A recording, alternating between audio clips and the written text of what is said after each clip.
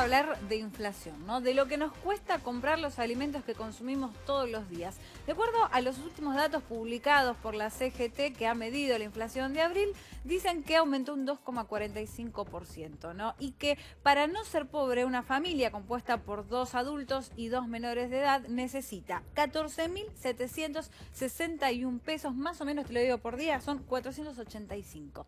Hay muchos que quedan todavía por debajo de esa línea, pero vamos a tratar de desglosar estos datos con nuestros invitados. Sí, por supuesto, les vamos a dar la bienvenida a Isaac Rudnick, es director del Instituto de Investigación Social, Económica y Política Ciudadana, y a Juan Cruz Lucero, economista del CEPA. Gracias por estar a los dos acá con nosotros.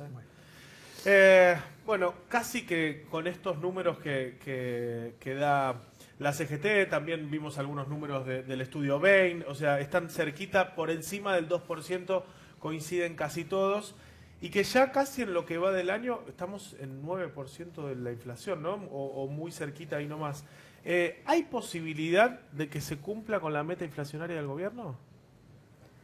El gobierno apuesta a cumplirla con un plan que es restrictivo para los ingresos de los sectores populares. O sea, tiene una combinación de tasas muy altas con una restricción del consumo a través de limitar los aumentos de las retribuciones, ya sea jubilaciones, salarios, asignaciones sociales. Entonces, en alguna medida esa fue la estrategia que usó el año pasado. ¿Funcionó? No.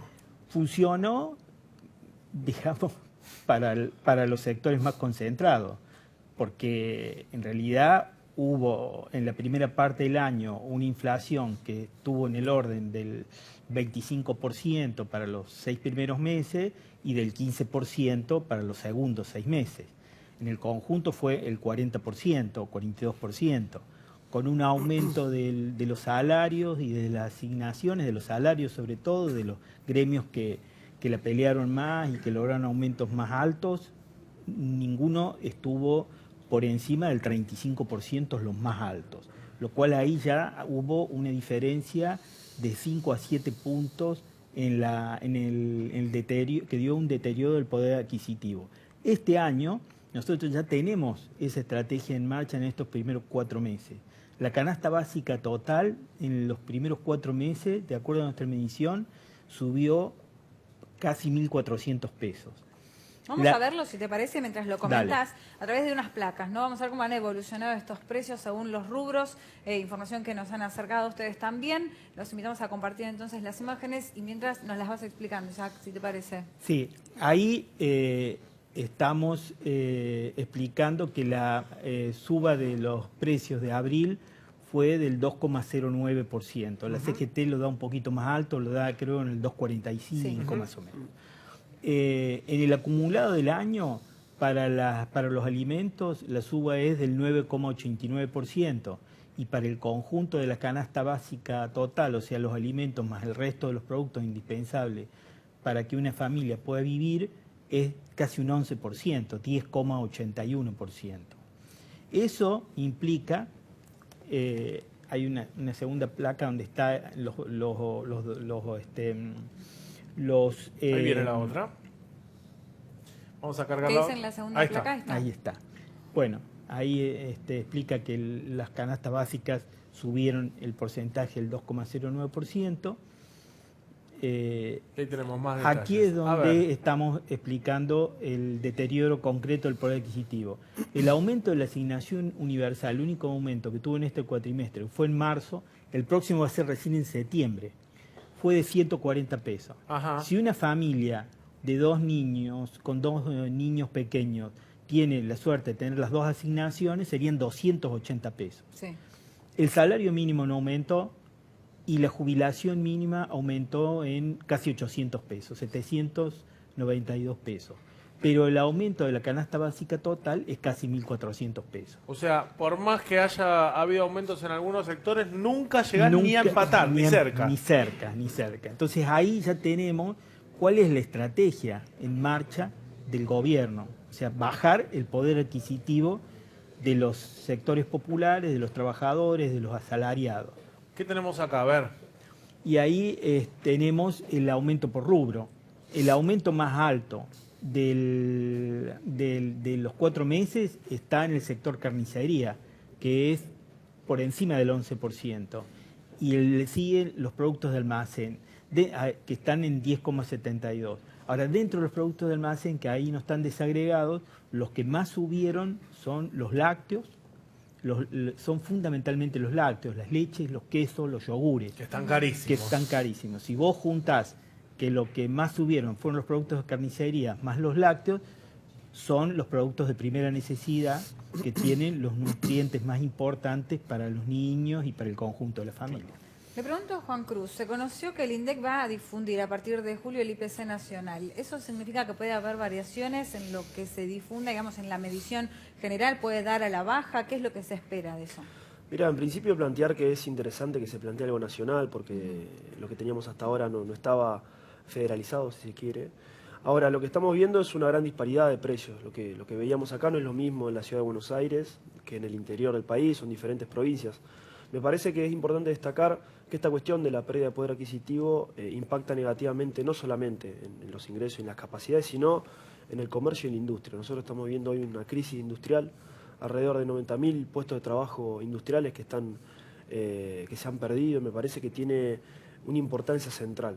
Tengo la sensación de que el gobierno no está mirando esta pata, ¿no? Porque está encarando este problema inflacionario a partir de, como bien se decía, bajar el consumo, enfriar la economía, y agregaría también la apertura de las importaciones, que también se utiliza como elemento para bajar los precios.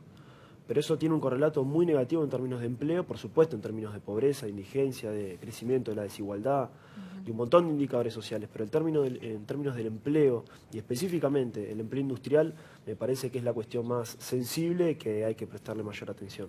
Pero a ver, Juan Cruz, yo recién lo escuchaba a Isaac y él decía, bueno, tienen que bajar los salarios como estrategia para bajar la inflación, tienen que bajar los salarios, tienen que tener las tasas altas y tienen que enfriar el consumo, ¿no? Como la receta clásica ortodoxa. Eso está ocurriendo.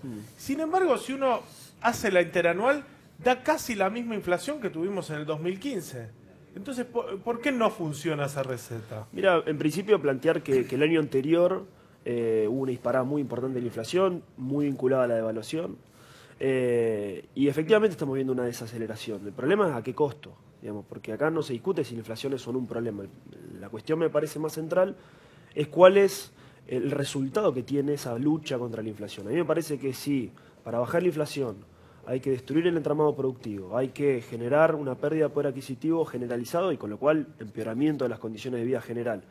Y toda esa cuestión implica mayor cantidad de despidos, suspensión y una crisis laboral. Yo no arreglo, digamos, yo no firmo una solución de esa manera. Me parece que habría que aplicar otro tipo de soluciones, me parece que el problema es mucho más complejo que lo que se entiende. Y estas recetas ya han fracasado. Son manuales viejos que se siguen utilizando, que los resultados, la historia lo demuestra, son muy negativos para las sociedades en las cuales se las aplica. ¿Ustedes creen que podría significar alguna diferencia aplicar la propuesta de Sergio Massa y Margarita Stolbizer con respecto a disminuir el IVA en 11 productos?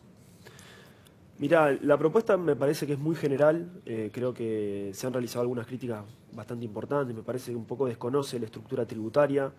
De hecho, hay alguna experiencia durante la anterior gestión, el comienzo de la anterior gestión, que se utilizó durante 3 meses y los precios no bajaron, esa renta que quedaba vacante se la apropiaban los comercios.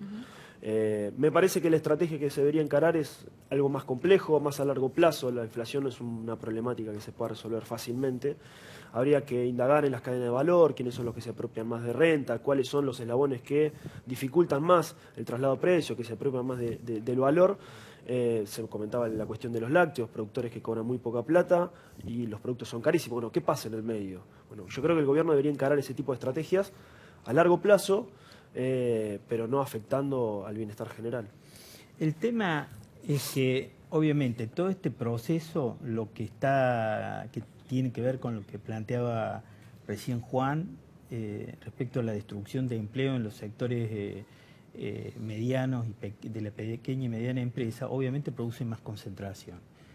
Más concentración implica más,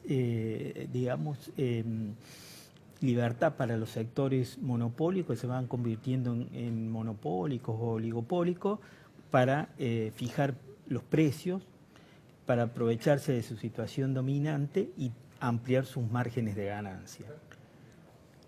Esto, obviamente, en un contexto en que el gobierno mantiene el dólar bajo, anclado.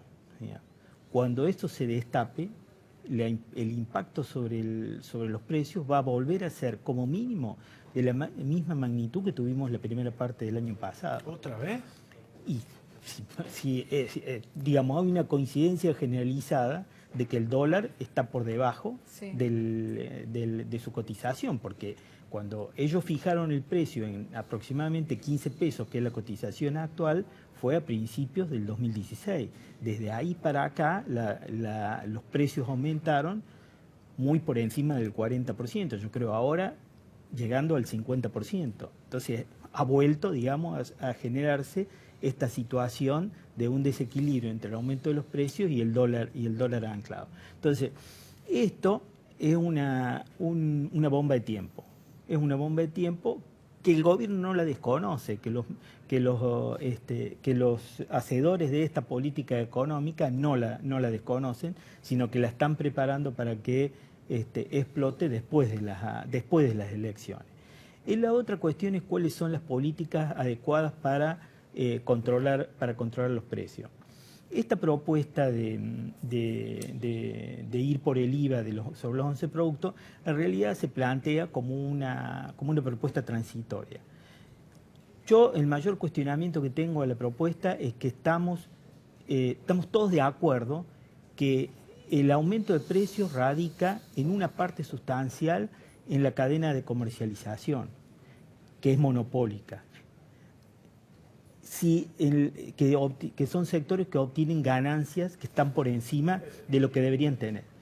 Entonces, las propuestas que debemos buscar son propuestas que no desfinancien el Estado, que no bajen impuestos, porque estamos hablando de sacar el IVA. Sacar el IVA es sacar impuestos. O sea, es seguirle sacando recursos al Estado.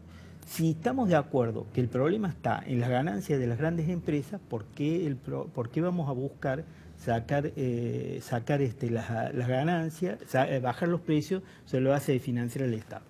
De todas maneras, el proyecto va acompañado de otra propuesta que no es muy conocida y que sería interesante por lo menos poder discutirla. No sé cuán viable es, pero sería interesante poder discutirla, que es la propuesta de que las grandes cadenas de comercialización tengan la imposibilidad de tener en sus góndolas más del 40% de un grupo. La ley de góndolas, que la ley de chica góndolas. Y habilita y le da la posibilidad a los más chicos a que puedan meter sus productos dentro de la góndola para empezar a competir y a partir de allí. Quizá esa sería una propuesta más interesante. Esperemos.